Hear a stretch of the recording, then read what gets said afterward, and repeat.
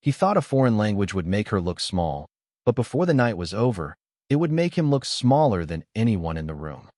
On a cold Friday evening in Manhattan, the glass doors of Azora House opened to the kind of silence money could buy.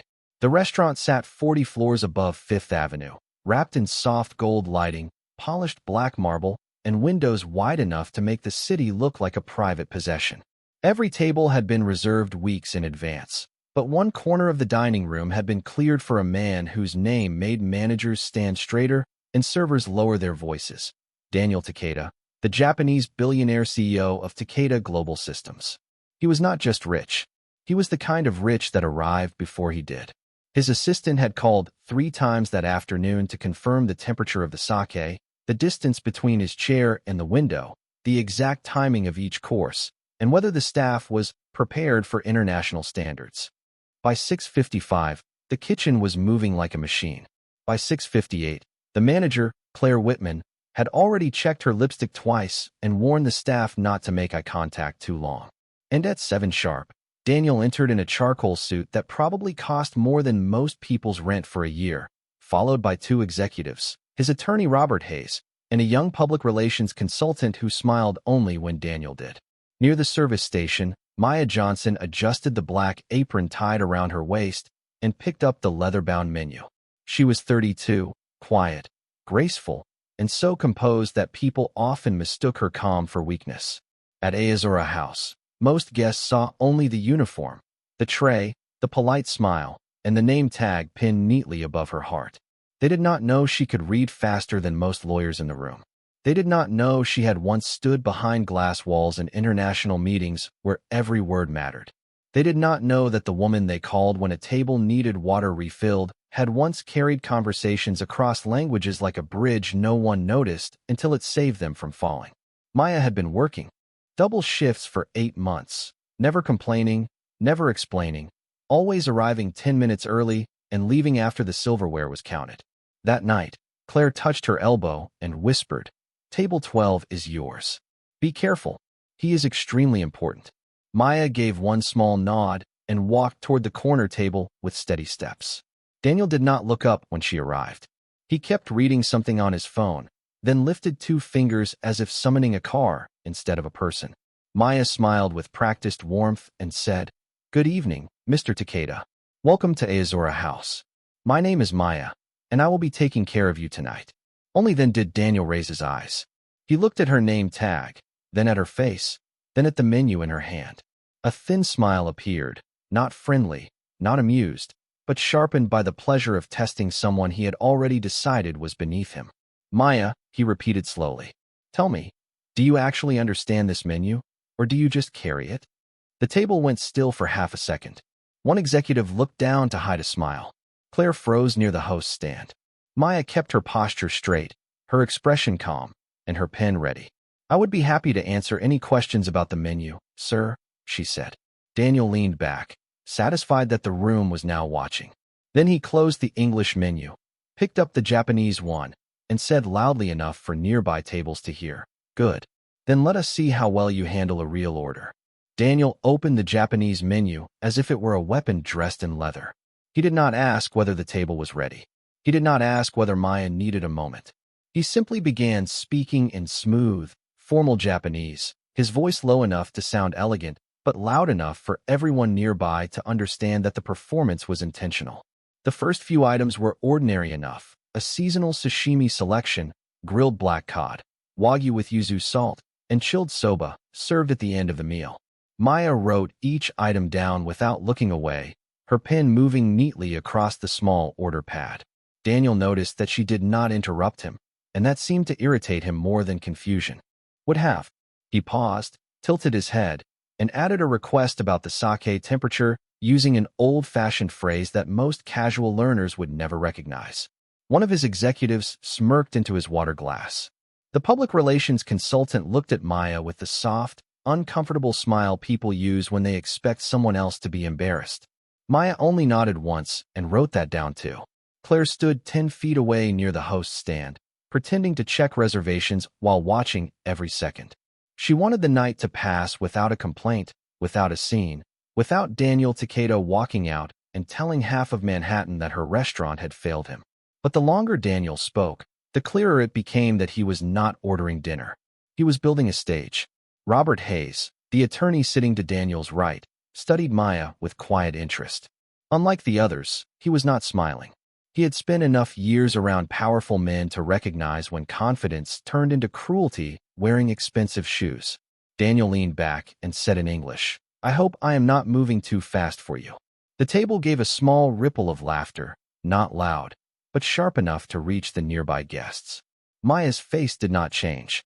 "Not at all, sir," she said. "Please continue whenever you are ready."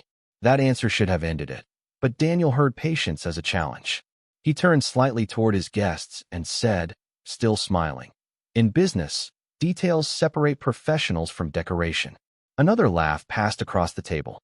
Maya felt the sentence land exactly where he meant it to land, but she kept her shoulders relaxed. She had learned long ago that some people did not raise their voices when they wanted to insult you. They raised the room around you, so everyone could watch you shrink.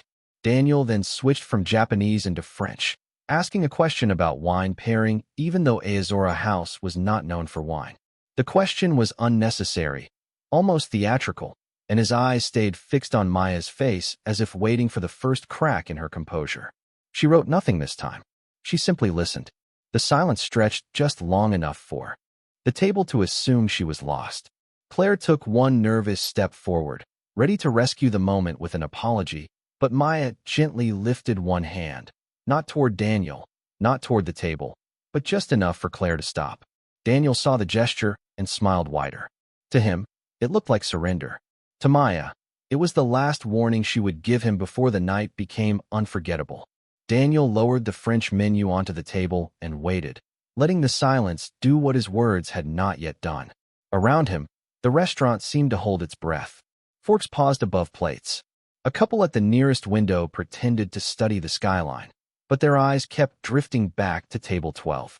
Maya stood beside Daniel with her order pad resting lightly in her palm, her black apron smooth, her name tag catching a small reflection from the gold wall light. She could feel every stare, every assumption, every quiet hope that she would either fail quickly or defend herself loudly enough to become the problem. But Maya had spent too many years learning how power behaved in polished rooms. It rarely announced itself as cruelty. More often, it smiled, asked a harmless question, and waited for someone with less status to stumble. Daniel tapped one finger against the rim of his glass and repeated the French question, this time slower, as if speaking to a child. He asked whether the kitchen understood the difference between a proper pairing and a tourist recommendation. Then he added, in French, that perhaps the server should call someone from the back who had real training. One executive gave a soft laugh. The public relations consultant looked down at her lap, suddenly very interested in her napkin. Robert Hayes shifted in his chair, but said nothing yet. Claire's face tightened. She knew enough from Daniel's tone to understand that he was not being charming, even if she could not follow each word. Maya's fingers did not tighten around the pen. Her breathing stayed even. She looked at Daniel the way a teacher might look at a student who had just made a mistake too proudly to notice it. "Would you like the sommelier to join us, sir?" she asked in English, still giving him a graceful exit. Daniel's smile sharpened. "So you need help?" Maya did not answer that accusation. She simply waited. That patience bothered him more than a protest would have. He leaned forward and changed languages again, this time into Japanese, but with a heavier, older level of politeness that turned the words into a private blade. He told his guests that America had a strange way of placing people in luxury rooms without giving them the education to belong there. Then he looked directly at Maya and asked, in the same language, whether she had memorized the shape of the dishes without understanding the culture behind them. The table laughed again, but more carefully now, as if they sensed the room had crossed into something uncomfortable. Maya wrote one small note on her pad, not because she needed it, but because she wanted Daniel to think he still controlled the pace. Inside, a memory moved through her mind. A conference room in Washington, a row of diplomats, 3 languages moving at once, and her own voice carrying meaning across the table without shaking. That life felt far away from the polished floor beneath her shoes, yet it had never left her. Daniel mistook her silence for emptiness. He did not know it was discipline. He did not know she had understood every insult from the first syllable. And when he finally turned to his guests and said, in Japanese, that even a simple waitress could be useful if she knew when to stay quiet, Maya slowly lifted her eyes from the order pad. The entire table saw the change. It was not anger. It was not fear. It was the calm, unmistakable look of someone who had allowed a man to walk all the way into his own trap. Maya held Daniel's gaze for one quiet second, long enough for the laughter at the table to fade into something thinner and more uncertain. Then she looked down at the order pad and repeated every item he had requested in perfect English, from the sashimi selection to the sake temperature, from the grilled black cod to the chilled soba he wanted served only after the table had been cleared.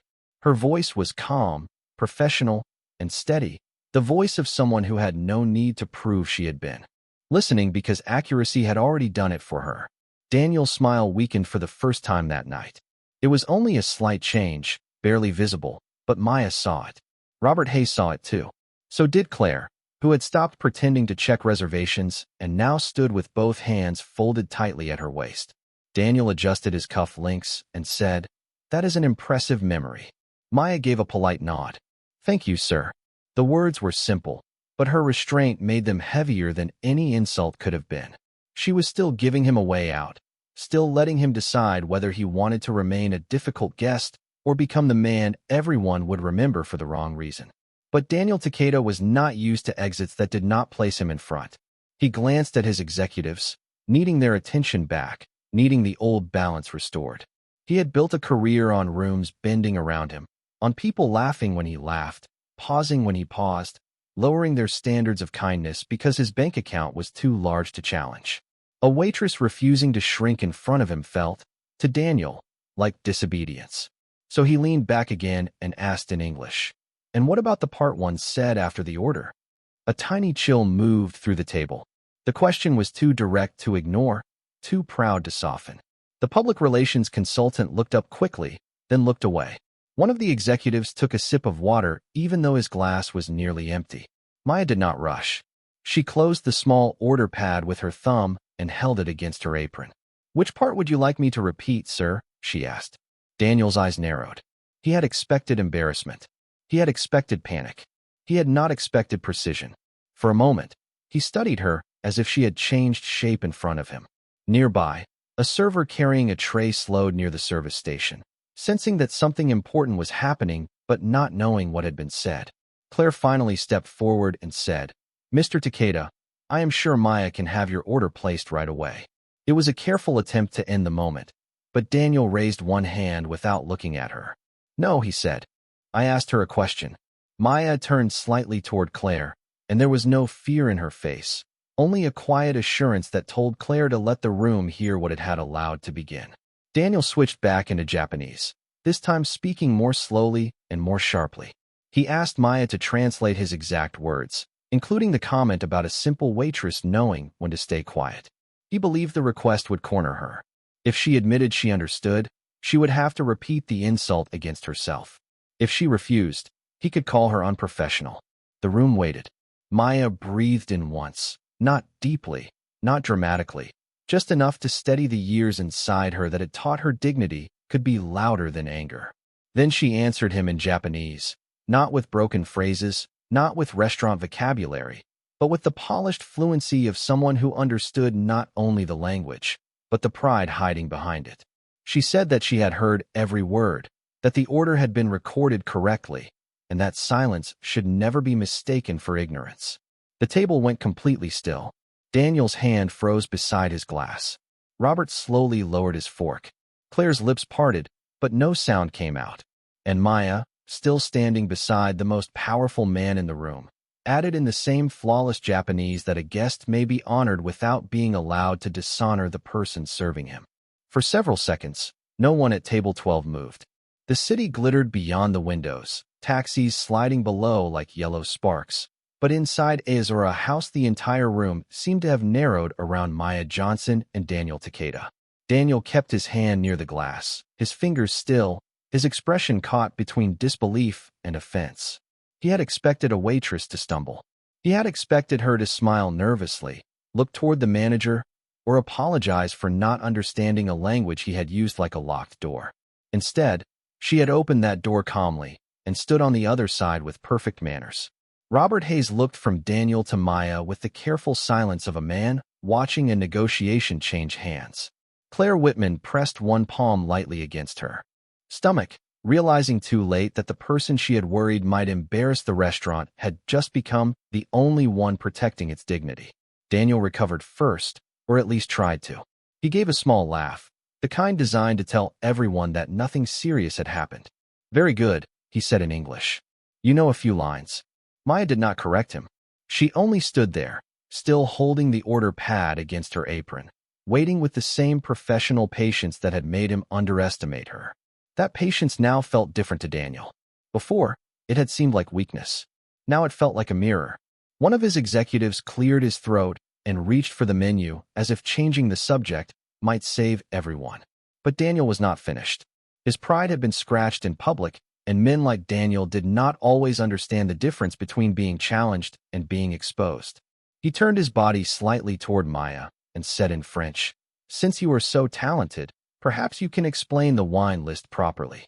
The question might have sounded harmless to anyone who had not heard the tone beneath it. Maya looked toward the wine menu on the table, then back at Daniel. In fluent French, she explained that the restaurant's pairing recommendations leaned toward sake and Japanese whiskey because the menu was built around umami, citrus, smoke, and delicate seafood oils, not heavy sauces that required traditional European pairings. Her answer was not flashy. That was what made it devastating. It was clear, exact, and better than the question deserved. A man at the nearby table lowered his chopsticks. The public relations consultant blinked twice, then stopped smiling completely. Daniel's jaw tightened, but Maya continued in English for the benefit of the rest of the table. She recommended a dry junmai daijinjo with the sashimi, a lightly chilled sake with the black cod, and a clean sparkling water between courses so the flavors would not blur together. "Of course," she added, "if the table prefers wine, I can ask our sommelier to suggest a white burgundy with enough acidity to respect the meal rather than overpower it." Robert's eyebrows lifted. He was impressed, and unlike the others, he did not bother to hide it. Claire looked as if she had just discovered that the quiet employee she scheduled for late shifts had been carrying a secret no one had earned the right to ask about. Daniel heard the shift in the room before he fully understood it. The laughter was gone. The easy agreement was gone. Even his own guests were no longer watching Maya as entertainment. They were watching Daniel to see how far he would go. He leaned back slowly, his face hardening behind a thin smile. "Interesting," he said. "A waitress with polished answers." Maya's expression remained neutral. "A guest with difficult questions deserves accurate answers, sir." The sentence was polite, but it landed with the quiet force of truth. Daniel stared at her, and for the first time that night, he was no longer testing her language. He was testing how much of her dignity he could afford to challenge before the room stopped belonging to him. Daniel let the silence stretch until it became uncomfortable for everyone except Maya. He looked around the table, searching for the familiar signs of control, but the faces that usually mirrored his confidence now carried hesitation. His executives were no longer laughing. His public relations consultant sat perfectly still, as if any expression might become evidence. Even Robert Hayes, who had spent years cleaning up Daniel's sharpest decisions, was watching him with a warning in his eyes. Daniel noticed all of it, and that made his pride turn colder. He placed both hands on the edge of the table and gave Maya a slow, measured look. "So you speak Japanese and French," he said. "You understand food, wine, and service." Impressive. His voice sounded almost respectful, but the room could hear the trap closing underneath it. Maya gave a small nod. "I try to do my job well, sir." Daniel smiled without warmth. "That is exactly what I find confusing." Claire's shoulders stiffened. Robert turned his head slightly toward Daniel, sensing the next sentence before it arrived. Daniel continued, speaking clearly enough for the nearby tables to hear. "If you are as educated as you seem to want us to believe, why are you standing here taking orders?" The words did not have to be loud to strike the room. They landed with the polished cruelty of a man who knew how to insult without raising his voice. A few guests looked down at their plates. One server near the service station stopped moving, then slowly continued as if afraid to make the wrong sound. Maya felt the question reach toward a part of her life she rarely allowed strangers to touch. For a moment, behind the calm of her face, she saw her mother's hospital room, the stack of bills on a kitchen counter, the late-night bus rides across the city, and her younger brother asleep at the table while she studied schedules between shifts. She saw the door she had walked away from, not because she lacked talent, but because people she loved had needed her more than ambition did. Daniel saw none of that. He saw only an apron and assumed the apron told the whole story. Maya took one quiet breath. She could have answered with her resume. She could have named the universities, the diplomatic program, the rooms where ambassadors had paused to listen when she translated. She could have made Daniel look ignorant in front of every person who had just heard him question her worth. But Maya knew the difference between defending dignity and begging for recognition from someone who had not earned the right to measure her. People stand where life asks them to stand, she said gently. That does not mean they belong beneath anyone. The sentence moved through the table like a glass of cold water poured over a flame. Daniel's expression tightened. He had wanted a defensive answer, something emotional, something he could dismiss as wounded pride. Instead, she had given him a truth too simple to mock. Robert looked down for a moment, almost ashamed, as if the room had forced him to remember every time silence had protected power. Claire stepped closer, her voice quieter now. Maya, I can take over this table if you would like. Maya turned to her manager with a calm that surprised even Claire.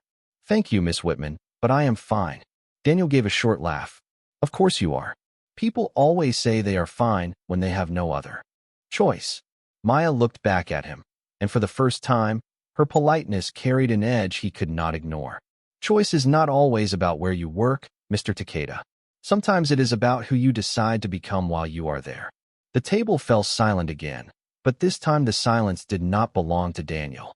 It belonged to the woman he had tried to reduce to a uniform, and everyone in Ayazura House could feel the balance turning. For the first time that evening, Daniel did not answer immediately. He looked at Maya as though the simple black apron in front of him had become harder to understand than any contract he had ever signed.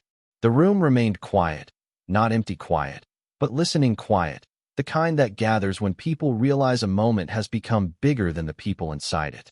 Maya turned slightly to place the order pad on the edge of the service tray beside her, and as she did, a small silver pin slipped from the pocket of her apron and struck the marble floor with a soft, clear sound. It was not loud, but in that silence, everyone heard it. Maya glanced down quickly. For the first time all night, her expression changed. Not fear, not embarrassment, but something private and protective. She reached for the pin, but Robert Hayes had already leaned to the side, his eyes fixed on it. The silver piece rested under the golden light, no bigger than a quarter, shaped like a small globe crossed by two thin lines. Robert stared at it for a second too long, then looked up at Maya with a recognition that slowly replaced his caution. Where did you get that? He asked, his voice lower than before. Maya closed her fingers around the pin and slipped it back into her palm. It is mine, she said. Robert sat back, but he did not look away. That is from the Meridian Language Fellowship. Daniel's eyes flicked toward him. One of the executives frowned, suddenly unsure whether the name should mean something to him. Robert continued, almost speaking to himself now. Only a few people are selected each year. Federal interpreters, diplomatic trainees, international legal specialists. The public relations consultant looked from Robert to Maya, her face changing. As the words rearranged everything she thought she had seen, Claire covered her mouth with one hand, not dramatically, but as if she had just realized how little she had known about the woman who had closed the restaurant with her so many nights. Daniel's smile disappeared completely. Maya straightened, the pin hidden in her closed hand. That was a long time ago, she said. Robert shook his head gently. Not that long. I remember that program. My firm sponsored one of the final conferences in Washington. There was a young interpreter who handled Japanese, French, and English during a trade dispute when the scheduled translator got sick. People talked about her for months. His eyes narrowed with sudden certainty. That was you. Maya did not confirm it right away. The restaurant around them seemed to lean closer. Even the kitchen noise behind the swinging doors felt farther away now. Daniel's expression hardened, but beneath it, something uneasy moved. The story he had built in his mind had required Maya to be simple. It had required her to be ordinary enough for his insult to feel safe. But the silver pin had torn a hole through that story. Maya opened her hand and looked at the small emblem for a moment. "My mother kept this in a jewelry box," she said quietly. "When she got sick, I came home. When my brother needed help, I stayed. A career can wait. Family cannot always wait." Claire's eyes lowered, filled with regret.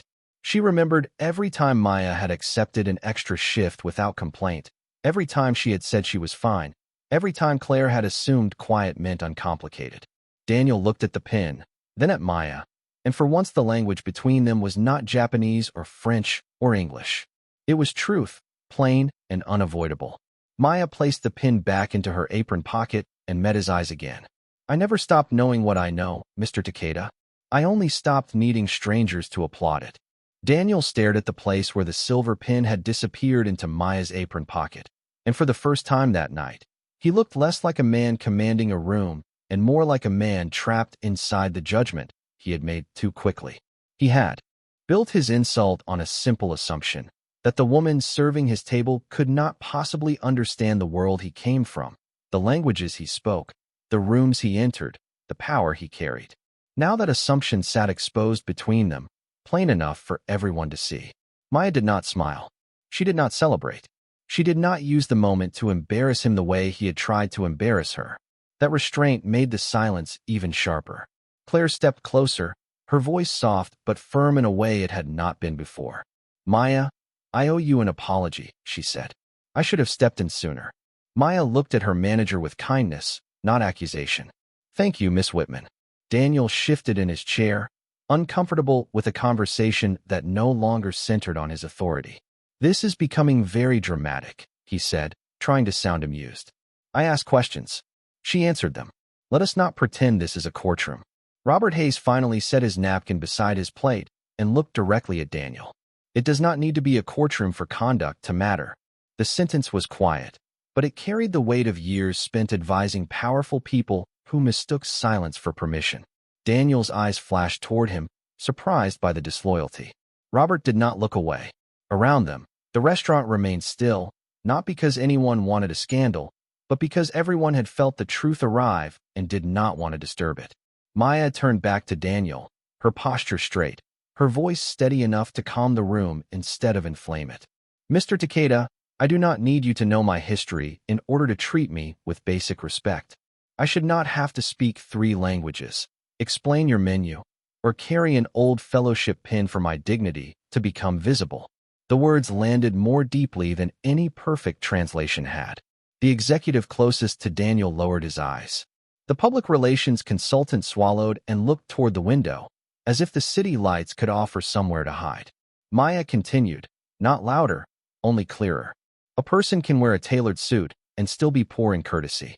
A person can wear an apron and still carry a lifetime of discipline, sacrifice, and knowledge.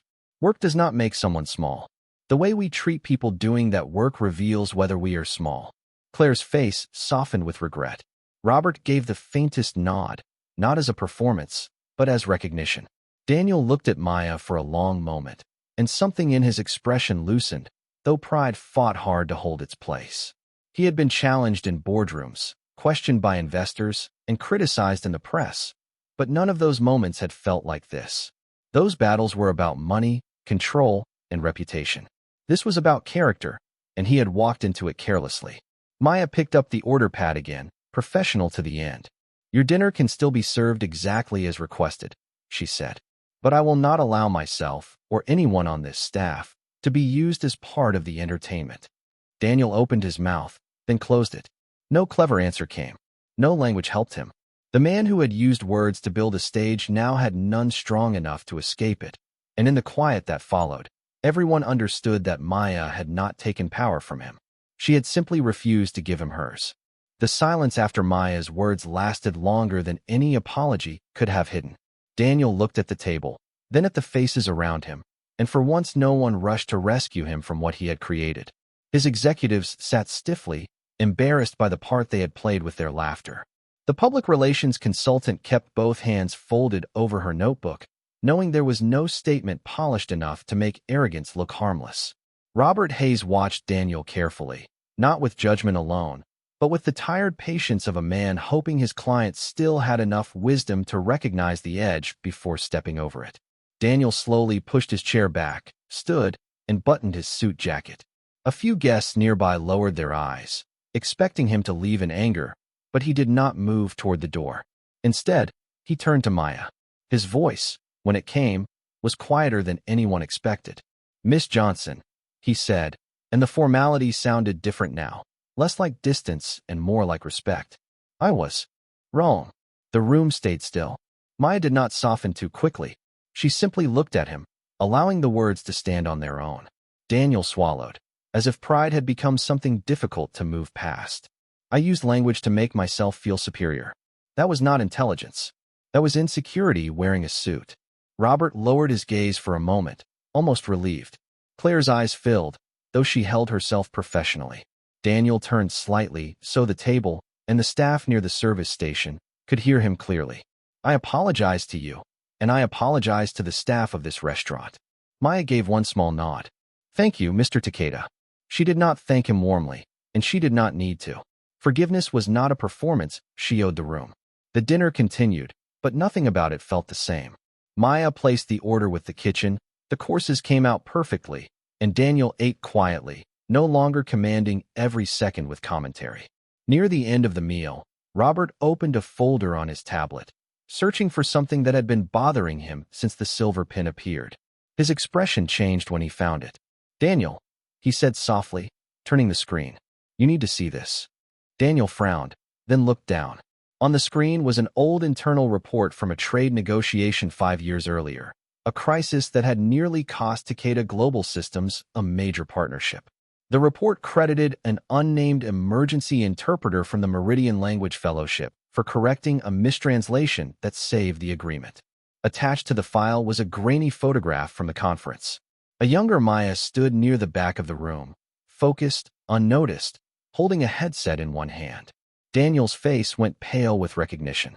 The woman he had tried to humiliate had once helped protect the company he was so proud of leading, and she had done it without applause, without headlines, without ever asking for his gratitude. When the check came, Daniel did not leave a dramatic stack of cash on the table. He paid the bill, left a generous tip for the entire staff, and asked Claire for a private meeting the next morning to discuss funding a scholarship for service workers pursuing language and international studies. Maya heard the offer, but she did not let it define the night. 2 weeks later, Robert contacted her with another opportunity, a consulting role helping international companies train executives in language, culture, and ethical leadership. Maya accepted on her own terms, keeping her final shifts at Azura House until her brother finished the semester. On her last night, Claire walked her to the elevator and said, "I wish I had known who you were." Maya smiled gently. "You did know who I was," she said. "You just did not know my resume." As the elevator doors opened, Maya touched the silver pin in her pocket and stepped forward, not as a waitress who had been discovered, but as a woman who had never been small in the first place.